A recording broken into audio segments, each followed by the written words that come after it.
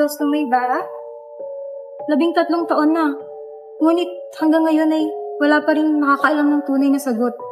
Hanggang ngayon, hindi pa rin nila alam kung anong tunay na nangyari. Sabi nila, ang mga nangyari noon ay sinarado na. Ngunit, bakit ganito? Bakit tila may mga lihim na ayaw pa rin patulugin ng panahon? Tila isang kwentong hindi pa tapos. Hindi lahat ang mawala ay lutos na mawala. Ang mga aninong marunong maghintay at bumalik sa oras na tahimik ang bayan. Tignan niyo ito.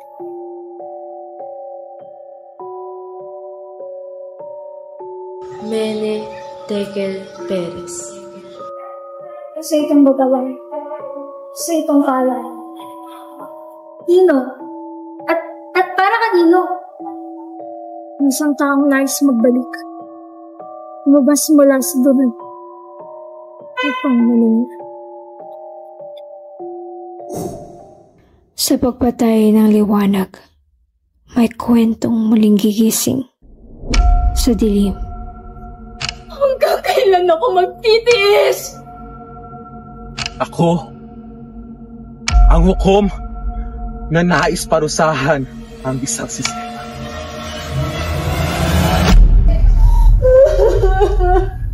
Wala akong ginagawang masama! Ama! Imposible! Anong kahibangan ang pumasok sa taong ito? Iyong kunin at dalhin sa iyong pararoonan. Babalikan ko si Maria Clara. Ang Panginoong Maria, napupuno ka ng grasya. Ang Panginoong Diyos ay Hindi na dapat magbuhayak sa maraming babaeng katulad ko! Panalangin mo kaming makasalanan. Ngayon, hanggang sa aking kamatayan. Amen.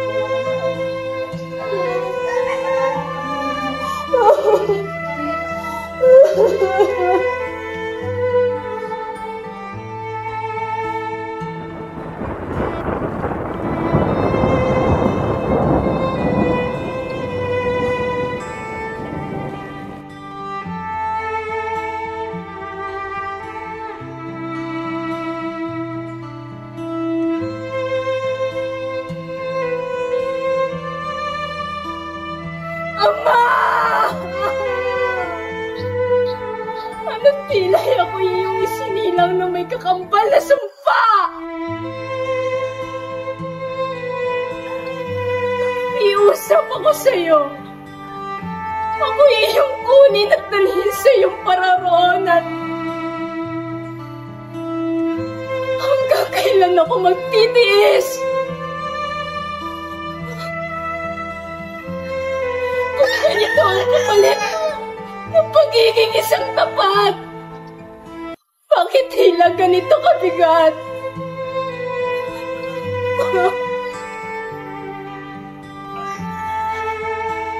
Lubusan ng walang saysay ang aking buhay!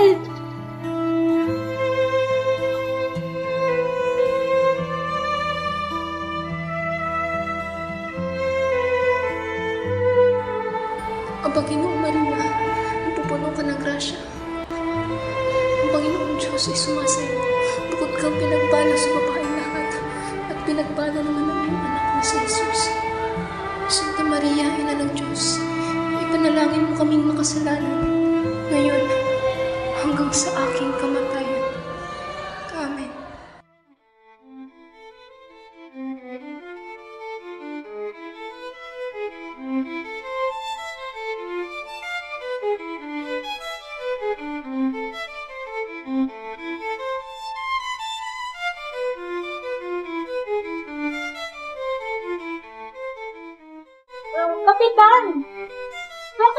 hindi pa tulina ng barko. Napakabagal ng takbo. Hindi maaari sapagkat sasadsad tayo sa bukiling yan, Doña Victorina.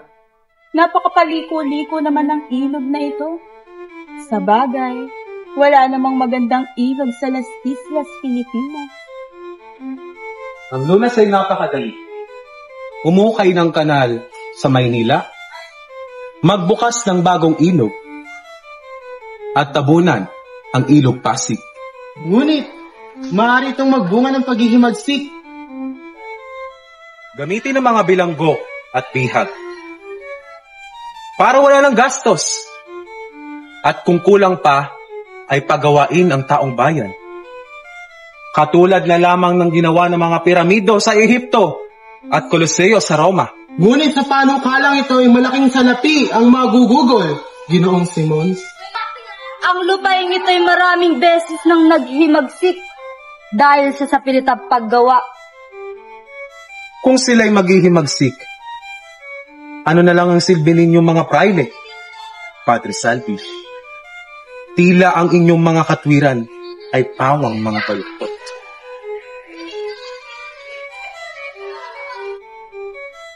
Siya ay isang napakawalang utang na loob upang talakayin pa ang mga bagay na yan sa vapor na ito.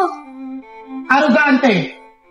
May panukala rin akong mas makakatipid at kapaki-pakinabang na paglilinis sa mahabang ilog sa Laguna.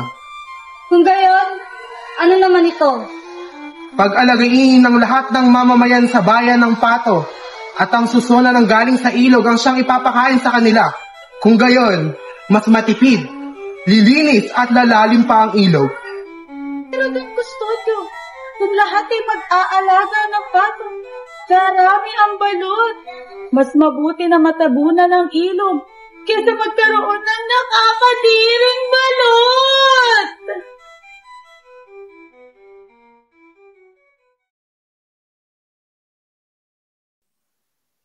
Tinitiyak kong hindi maisasakatuparan ang kaganyan ng wikang Kastila. Matutuloy po, Kapitan. Nakahanda na kami. Binigyan pa namin si Padre Rene ng 2 kabayo. Nangako siyang kakausapin niya ang general. Sasalungutin yan ni Padre Sibila. Salungutin na kung sasalungutin.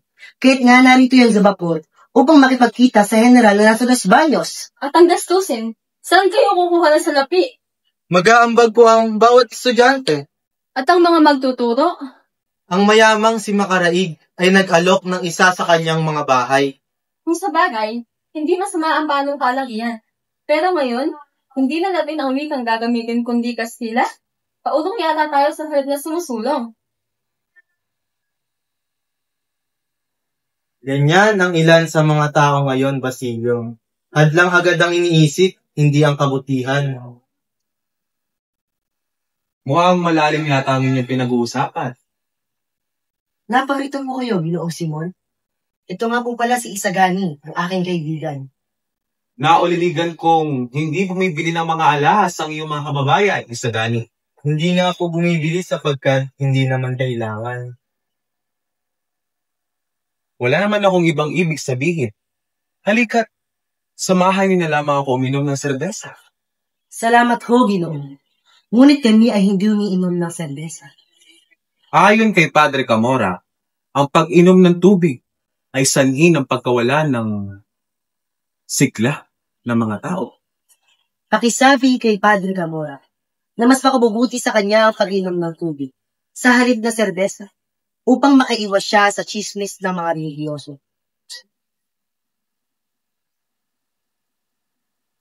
Anong mayro? At tila mapusok ka ngayon. Hindi ko alam, ngunit tila may kakaiba sa taong iyan. Hindi mo ba siya kilala? Siya ang tagapayo ni Kapitan General. Na sa harap siya'y pinupuri at siya'y minumura kapag nakatalikod. Paalam na aking... Senyor? Senyor Simon? Anong may tutulong ko sa inyo?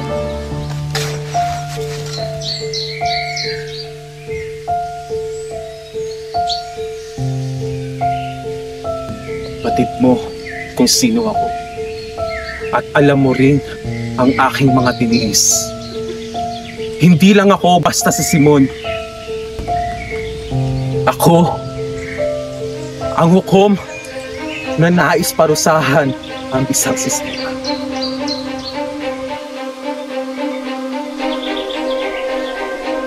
Labing 3 taon na nung mula natin nagiging ang aking ulo.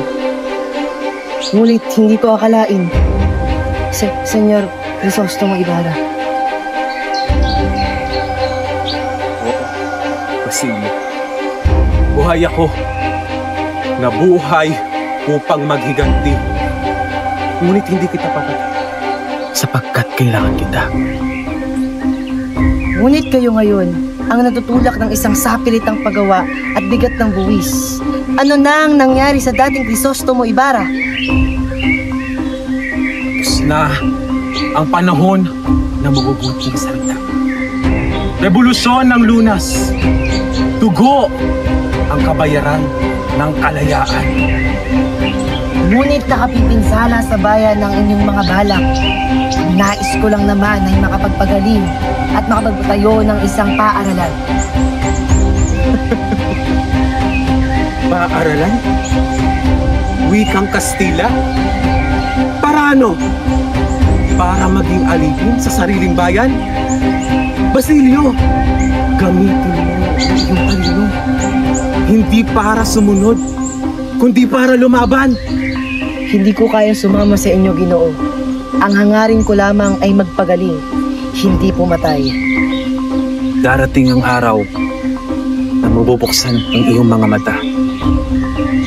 Hanapin mo ko sa eskwela kapag handa ka nang ipaglaban ang tunay na kalayaan.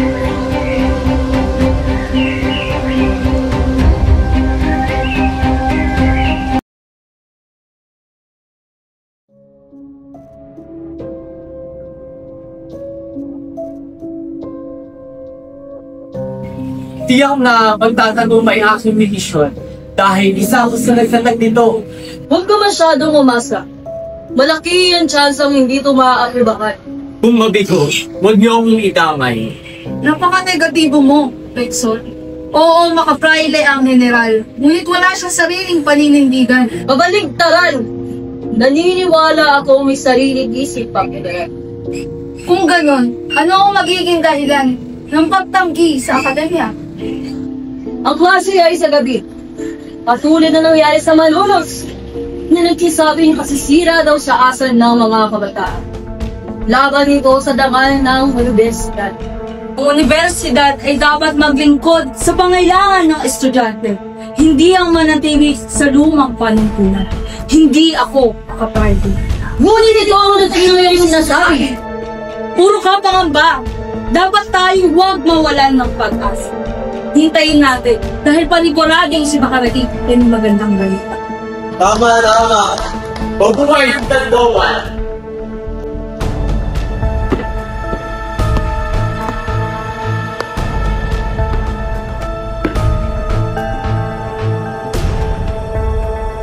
Magalak kayo at ako'y may magandang balita.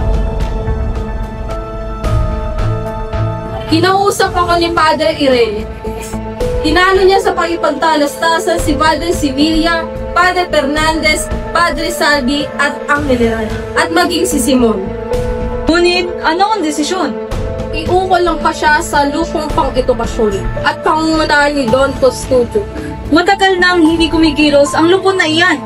Siyang tunay, ngunit may paraan. Sinabi ni Padre Irene, kung makukuha lang natin ang loob ni Don Custodio, ay tiyak na siya ipapanig sa atin. Paano natin siya makukuha? May dalawang paraan. Si Quiroga? O si Pepay? Oo, si Pepay. Kaibigan ko siya. Ako nang ikilos. Bakit kailangang gambalain ng isang binibini? Maaari nating lapitan si Ginoong Pasta na isang kagalang-galang at may impluensya. Ginoong Pasta? Ang abogadong tagapayo ni Don Custodio?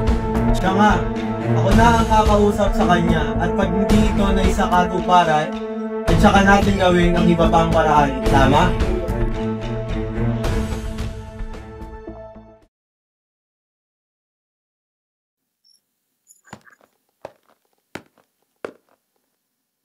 Kumusta ang isa?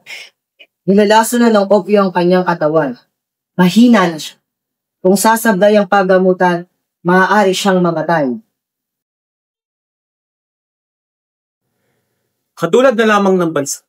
Ngunit siya po ay pinanghihina ng laging nasusunod. Katulad na lamang ng paghina ng pamahalaan. Sa loob na lamang ng isang oras ay magsisimula na ang himagsikan ng aking gudya.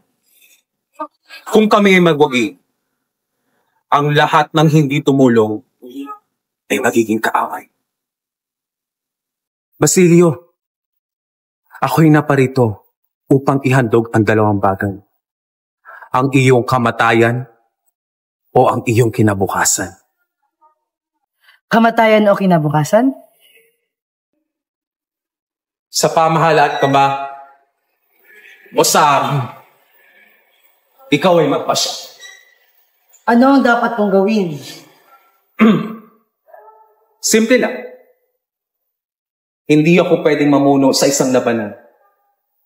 Kung kaya't ikaw ay aking ginatasan na maguna sa labanan. At wasakin ninyo ang pintuan ng Santa Clara. Kunin mo ang iyong kilala na hindi iba sa akin at kay Kapitan Tiago. Si Maria Clara? Oo. Ililigtas ko siya sapagkat ang digmaan lamang ang maaaring makapagbubukas ng kumbento. Paumanhin, Senyor. Ngunit huli na ang lahat. Ano ang iyong ibig sabihin? Wala na si Maria Clara. Patay na siya.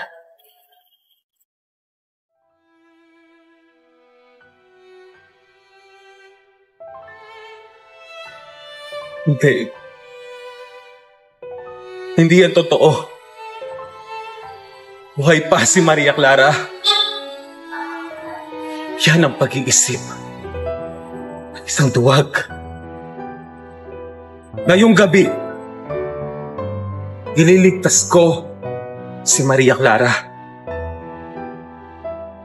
May ilang araw na rin siyang dinadapuan ng sakit. Ako ang laging dumadalas sa kanya sa kumbento upang makibalik. Narito ang liham mula kay Padre San.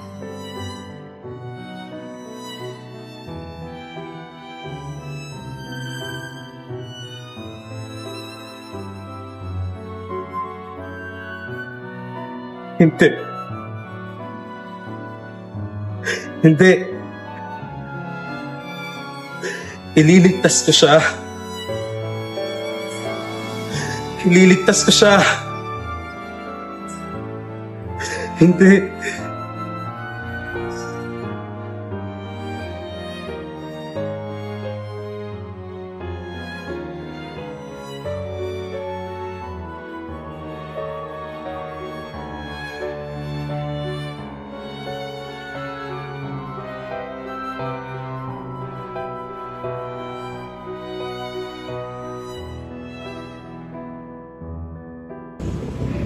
Hindi! Bawat ngiti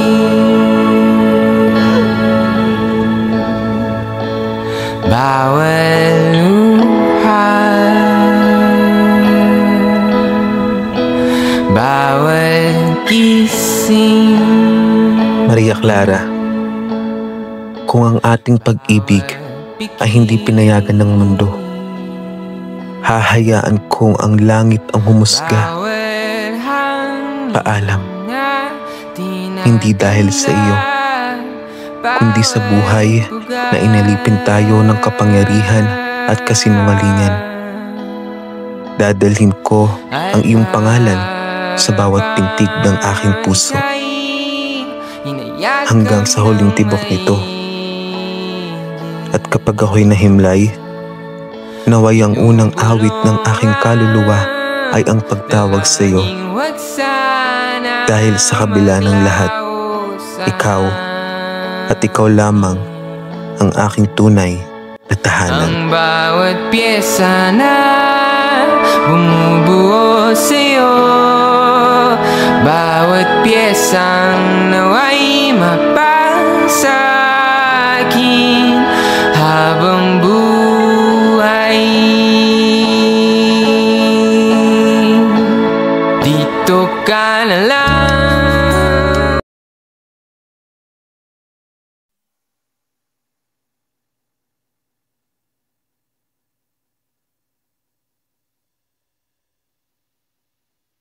Basilio, Profesor, ikaw ba yung nasa piging kagabi?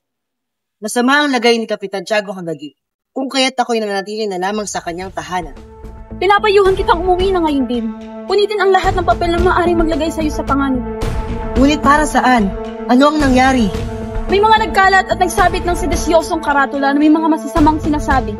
Pinaghinalaan nito na sangkot ang kapisanan ng mga estudyante. Kailangan putahan si Makaraig. Naparito ka ba pati ba ikaw? Ano? Ako'y lang pa rin kung makausapin ka. Ikaw na rin nalaman ng iyong kanan? Ako ho si Basilio. Mabuti na lamang kayo na parito. Kaya amin darating. Sandali! Bakit pati ako? Wala akong ginagawang masama! Isa ka sa mga nasa dalaan na nagpakalan ng sadisyosong kaparatula. Kaya sumanang sa amin!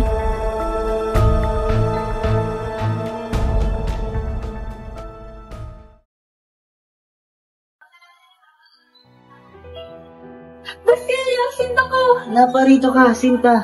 Hindi maaari ito. Bakit ka nalang pinaparusahan sa kanila? Hindi naman ikaw ang gumawa. Wala ka dapat na pag-alala, Sinta ko. Gagawin ko dito ng paraan. Lagi mo na lang gumagawa ng paraan. Mula sa pagtubos sa akin hanggang sa pagbili sa aming tahanan. Hayaan mo ako naman ang gumawa ng paraan para mailabas ka rito. Hindi ka nila pakikinggan. Wala na tayong magagawa pa.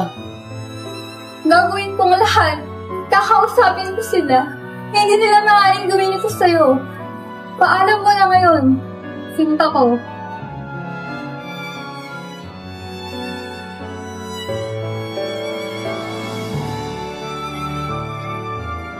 Saglit, Tia. Natatakot po ako. Hindi ko po kaya makapag-usap kay Padre Zamora. Huwag kang matakot, Ruby. Ang payo na ng Barker na dapat lamang na nagtutungo sa kumbento ng isang dalaga upang magulat sa kura ukol sa mga nangyayari sa tahanan. Ngunit, Tia, nabalitaan ko si Basilio na lamang ang bilanggo at napalaya na ang iba sa Manila dahil walang tumulong sa kanya. maaari niyo po ba akong samahan sa loob? Napakakulit mong bata ka, o siya, bumalik na tayo kung ayaw mo. Hayaan mo na lamang si Basilio na barilin sa daan at kapag siya'y namatay, ikaw ay magsis.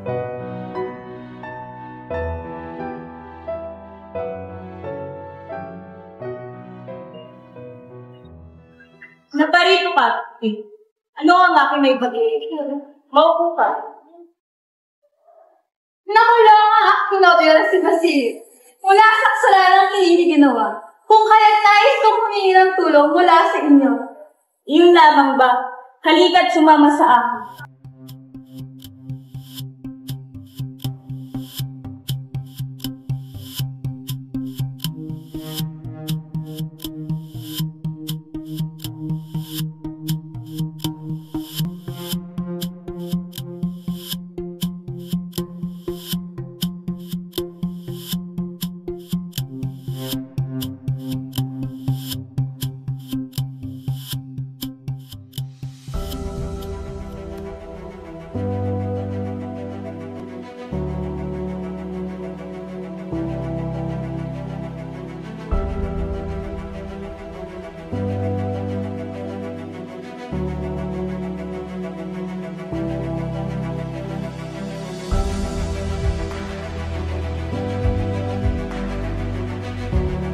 Kakaibang babae at kahiyahiya. Hindi man lang matutong magdasal.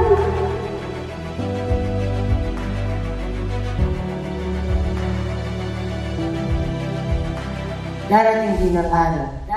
Ay ikakasal din tayo. Aking sinta.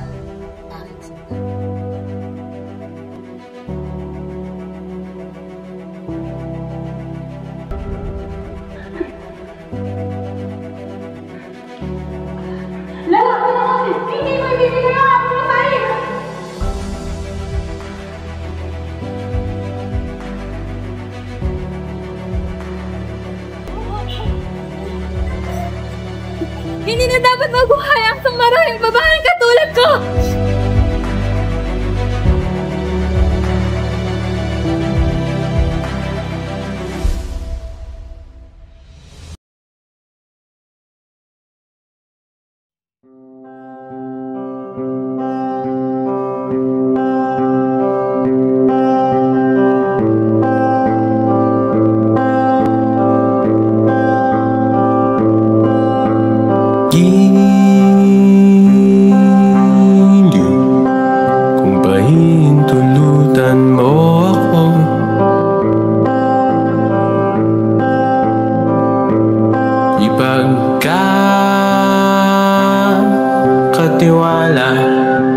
Sana sa'yo ang puso ko.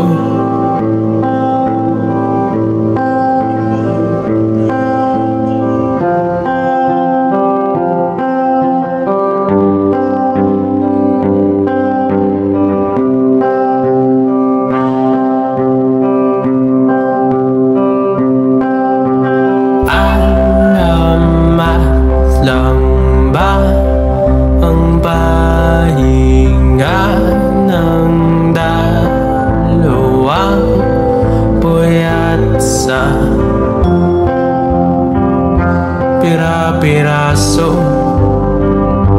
mga bugtong nagtatanong,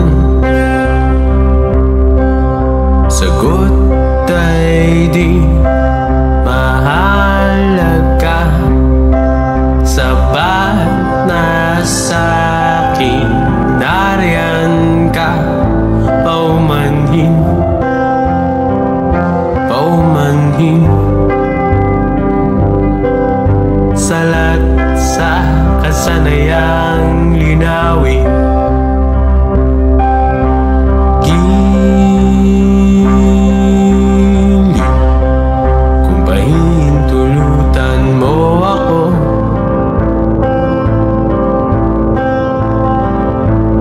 ay ipapakilala ko sana sa'yo ang buong mundo.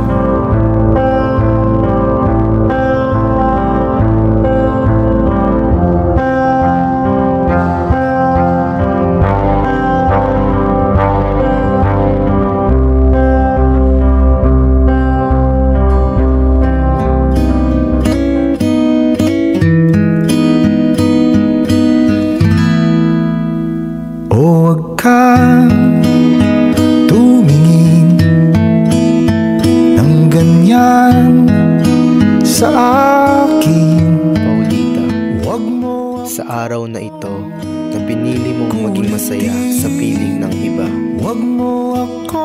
tinatanggap kong ako'y bahagi na lamang ng kahapon mo. Huwag kang mag-alala. Hindi ko sisirain ang iyong kasal ng aking pagluha, sapagkat ang tunay na nagmamahal marunong bumitiw kapag ang mahal niya ay pinili ang ibang landas. Paalam, hindi dahil naglaho ang aking pag-ibig, kundi dahil minahal kita ng higit sa aking sarili. Kay tagal din kita minahal, o kay tagal din kita minahal.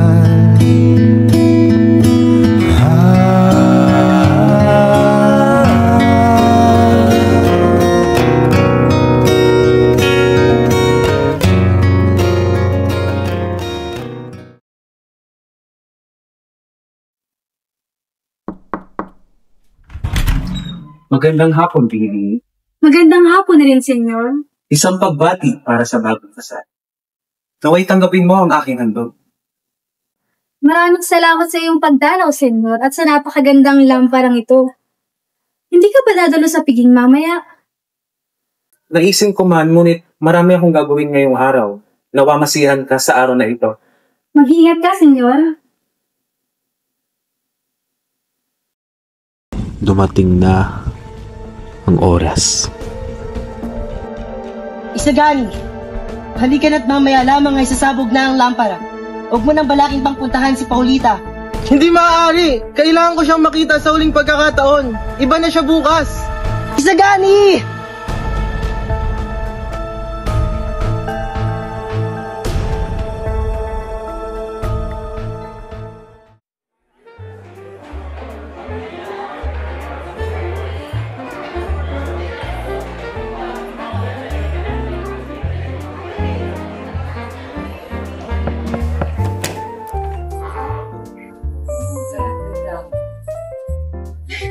Mayroon po nagpadala ng isang sulat para sa inyo doon sa studio. Sulat?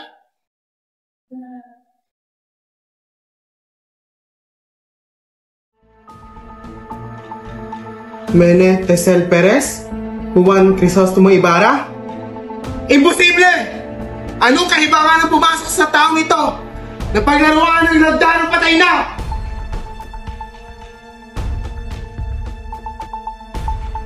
Yan nga! Yan ang tunay niyang lagda!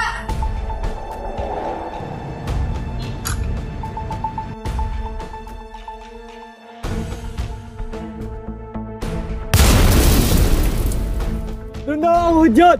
Maganda! Para sa bayan! Laban!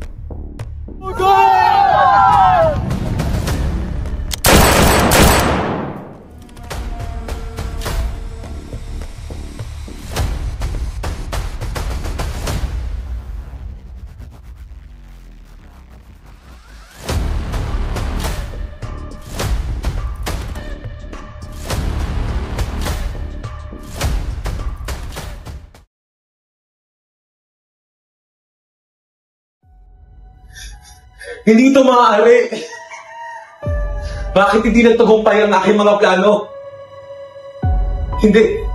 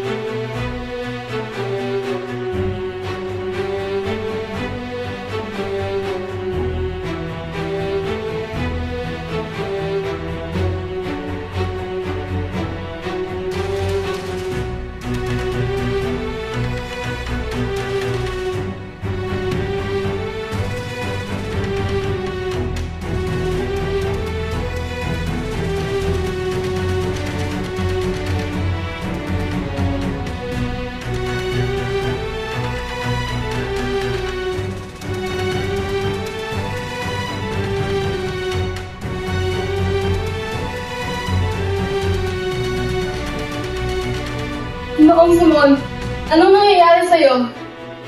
Padre, mas nanaisin ko na lang na makatay kaysa malaman ang aking lihim sa kamay ng mga mapaniin.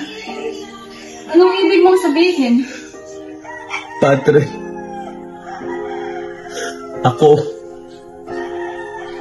si Crisostomo Ibarra na nagtagalag upang makaipon ng maraming salapi